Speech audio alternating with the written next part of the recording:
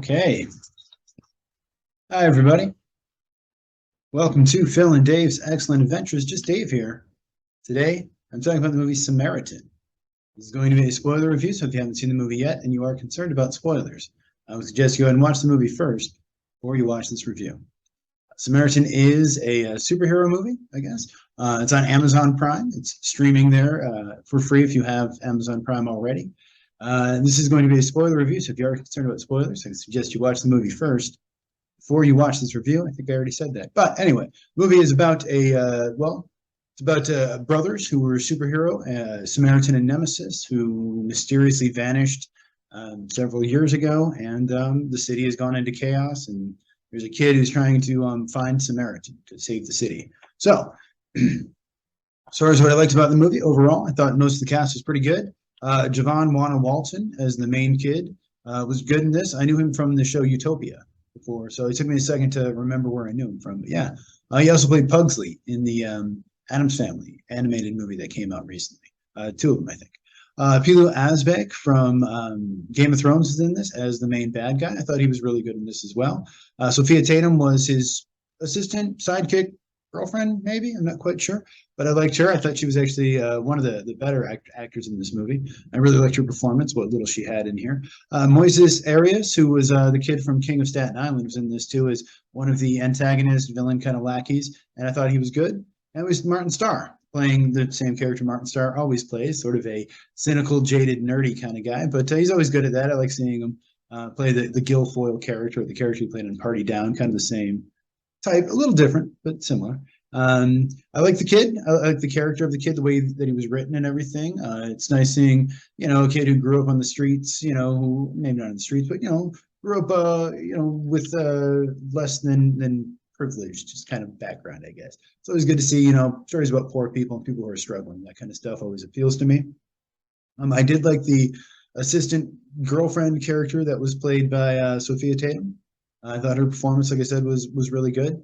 I thought really the first 10 minutes or so of this movie, I really enjoyed. I didn't necessarily like the very opening part, but after that, once the movie started, I was like, okay, I'm into this. It's a kid's movie. It's about, a kid looking for a superhero. Like, this could be really fun, like I tried to get in the right state of mind. And for about 10 or 15 minutes, I was like, yeah, this movie's great. This is good.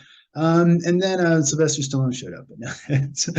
There's a scene where the Pilou Asbæk's character wants the kid to whistle, but the kid can't whistle. It was kind of a funny little scene. Didn't really need it necessarily, but it was, it was there. I like the overall sort of city itself, Granite City, and the setting. They sort of explain that the city has gone down because the power plant exploded years ago due to this battle between Samaritan and Nemesis. And the unemployment rate is like 75%. So, everyone's kind of struggling and, everyone's kind of upset and angry and not really getting along very well. And so I liked all of that. And I liked sort of the way that it obviously applies to, current times and real life and what we're always kind of going through, but especially now. I like I said, the overall kind of concept about it and everything. And they even kind of mentioned stuff like, people don't need a hero to save them. They need to, work together to sort of save themselves, I think was kind of one of the morals of the story here. And they sort of explain it again, this is kind of a kid's movie. So like, I kind of expected that, I can't get too upset about that. I thought most of the action and fight scenes were pretty well done. You can see what was going on. It wasn't too close. It wasn't all shaky cam, which always annoys me. And, I thought Sylvester Stallone seemed to handle most of the action scenes pretty well. Obviously, there's a lot of CGI going on, and some of it was better than others. But yeah, for the most part, I thought most of the action scenes were pretty well handled. And there was actually a couple of really good ones. The part where he sort of jumps over the car and flips it to save the kid. And there was another part where he threw like a tire at a couple of people and hit a couple of people. Like, there's some good, really fun kind of action scenes in there. I often get bored with action scenes, but I thought the action in this was really well handled. The length of this is pretty good. Just like an hour and a half, I think, something like that. Maybe even less, and perfect length. That's exactly what I want an action movie to be, especially a kid's movie about a superhero. And like I said, the theme and the kind of moral to the story overall is one that I agreed with, and I think it's one worth teaching kids. Maybe it's not the most original, but still, I liked it. As far as what I didn't like about the movie, I didn't love Stallone's performance. Stallone is great. He's a popular guy. He's a big name. He has a presence, and he sort of works for the character, and I see why they cast him. But yeah, a lot of his lines, I just didn't really think they were all that great. Just, he's never really been a good actor or really great at emoting. I think there's a reason that his most successful characters are like Rocky and Rambo, and then everything else he's done hasn't really been hasn't really caught on as much. Because I don't know, to me, he's not exactly charismatic. He certainly has a presence, and there's certainly, there's something, fun about seeing this kind of big old burly guy with this, kind of little kid. Although Sylvester Stallone is so short, he's not much bigger than the kid, really. But yeah, his performance, could have been better. This could have been a really good kind of career-changing thing for him, kind of like Copland, I think, sort of was briefly there. But I don't think he was phoning it in by any means. But I just could have been better. The mom, Dascha Polanco, her performance is just uneven for me. There were some scenes I thought she was good. Some scenes didn't work quite as well. I also noticed with the kid, his performance I thought was mostly good, but it seemed like when he was acting against Stallone or even the mom, his performance wasn't quite as believable as it was when he was acting against, say, Pilou Asbæk or Sophia Tatum or even Moises Arias. So, and that may have to do with the chemistry they had and the amount of time that the actors had to film. I'm sure Stallone probably had a little less time to film than Pilou had, so I'm not sure. Like I said, the opening I really did not like too much at all. It was just a big exposition dump. And it was all animated. I didn't love the animation style. I understand they did that to save money because it was easier, and they actually did it for story reasons, which I'll talk about later. But yeah, I didn't love it. I didn't love it. Just like, here's a big exposition dump, and it took a little too long. And I've complained before. I don't really like movies that are non-linear, but in this case, I wouldn't have minded if we would just started with the kid and then kind of revealed those as it went along. The CGI, like I said, was, a little hit or miss in this. I'm not sure what the budget was. I sort of, briefly looked at it, didn't find anything immediately. So I imagine it probably wasn't huge, 50 million. I have no idea. So yeah, some of the CGI is okay. Some of it not as good, but didn't bother me too much. Again, knowing that it's kind of I consider it like a made for TV movie, sort of. I didn't really understand the powers or the rules to how the powers worked. And I thought it seemed like they were portrayed maybe a little different in the trailer than in the movie, but maybe that's just me.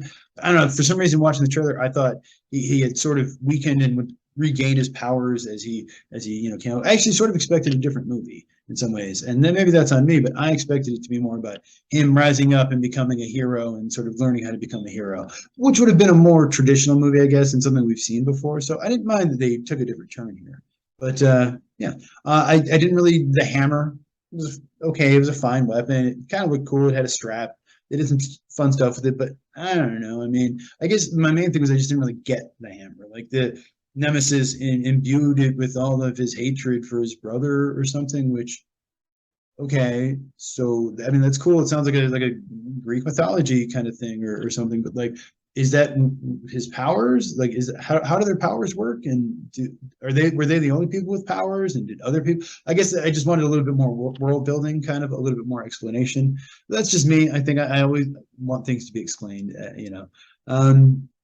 The Nemesis name I thought was kind of a dumb name. They didn't really explain where it came from, but I would hope that he didn't name himself Nemesis, because if so, well, then his name is defined by the other person. You know what I mean? Like, that would be like the Joker calling himself Batman's villain. Like, okay. And I mean, I guess if he's a bad guy who knows he's the bad guy, then call himself Nemesis. But I don't necessarily think that that's the way Nemesis works. I mean, maybe he's leaning into it. It's like, fine, you want to call me a bad guy? I'm a bad guy. I'm your Nemesis. I don't know. They didn't explain that, or if they did, I missed it. But I don't know. Just seemed like a little bit kind of an obvious name. And much like the name being obvious, the movie itself seemed a little too obvious and predictable. So again, spoilers for the, I think, third time now. We find out eventually toward the end here that Sylvester Stallone was not, in fact, the titular Samaritan. He was actually Nemesis, or as he screams at the guy, "I was the bad guy." Yeah, and like that scene was kind of dumb. And I also figured out pretty quickly, I think by the first or second flashback, that like, oh, okay, so he was Nemesis. And he even says several times, like, "I'm not Samaritan, no, it's not true, it's a lie." So yeah, I saw the twist coming pretty early. I was sort of hoping maybe that was a setup for something, and then it would be subverted, but I didn't mind the twist. I sort of got why they were going there, and it definitely made sense once you figured it out. But yeah, I just thought it was maybe a little too telegraphed, but I also understand you got to explain stuff. So yeah. And yeah, overall the movie itself was just a little too obvious, a little too predictable. Once I sort of realized what was going on, I'm like, oh, okay, so then that's this and that's okay, The bad guy's plan, I guess, didn't necessarily make too much sense to me. And also, I guess, just where their resources were coming from. At some point, they invade the police station. They've got full-on police uniforms and a vehicle and everything else. And then they go inside and then they like throw a bomb at the guy. And I'm like, well, why did you go to the effort of getting all the uniforms and everything if you're just going to throw a bomb at the guy? I don't understand. And also, if you have the uniforms, and why didn't you just go in there without using the bomb? Like, was that just for us to subvert our expectations as the audience? Like, are you aware that people are watching you? I don't quite understand that. And maybe I just missed it. But some of that stuff where it also seemed like the bad guys had a fair amount of resources at their disposal as it was. So what do they want? What were they going for? I guess, they just wanted more power and more money and stuff, but it seemed like they were doing fine. If anything, I would understand them wanting to say fight Samaritan or someone who wanted to like build the city back up. Because they were liking the city the way that it was, but I guess I didn't necessarily understand why they wanted to. I mean, it's fine; they're bad guys; they want to be bad. I get it, but I guess I would have liked it maybe more if instead, we would have got Sylvester Stallone coming back as Samaritan. You could still have the reveal that he was Nemesis and he was never actually Samaritan, and that was actually his brother. But then you still could have had a more tradition. I don't know. Either way, also would have been cool if Frank Stallone played his brother. Would have been confusing, but it would have been cool. I don't know. The tone of the movie is a little off. It's a little hard to figure out. And usually tone doesn't bother me, but in this case, it is a kid's movie. So like there's times where it works and there's time where it doesn't. I think the bad guys, for the most part, at least the main ones, were pretty believable and pretty understandable for a kid's movie. And they were menacing enough, for a PG-13. We're not going to swear or, kill anyone too violently or whatever thing. But then there were some times where it seemed a little hard, where it would go from kind of goofy, silly to like kind of like more serious. And same thing even with the main kid's performance, where he would kind of be like goofy and joking around and smiling one second and then like kind of serious and like upset the next. And I don't think it was a kid's performance. I think it was more the way it was directed or the way it was edited, but just a little uneven there.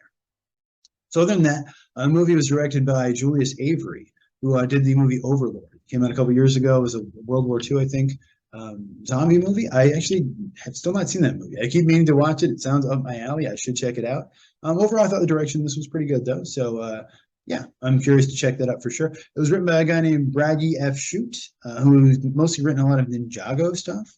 He also wrote the Escape Room horror movie that came out a couple years ago, and the Season of the Witch movie with Nicolas Cage that I feel like maybe I saw, but I'm not sure. It might be confusing with another weird Nick Cage period piece movie.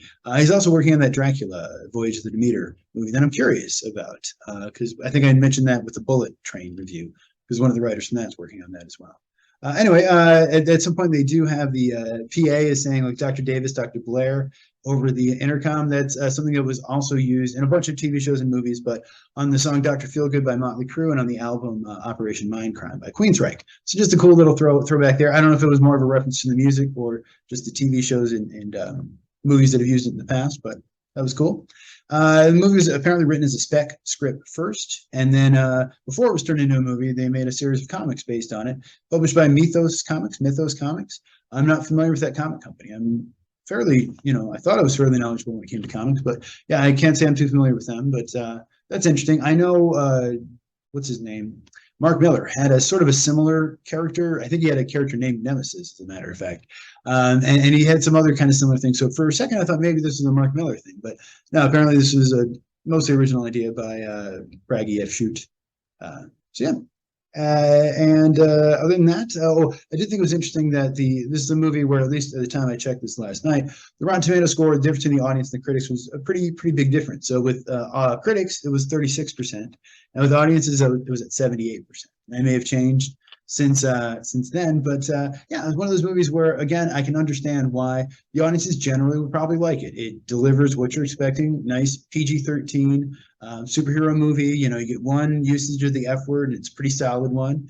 And, there's danger, but it's not too scary. And, whereas with critics, I think, watch a few more movies and thought it was maybe a little more predictable and maybe kind of saw where it was going to go a little sooner. But, sure, for some people, the twist was surprising. And so who am I to take that away from them?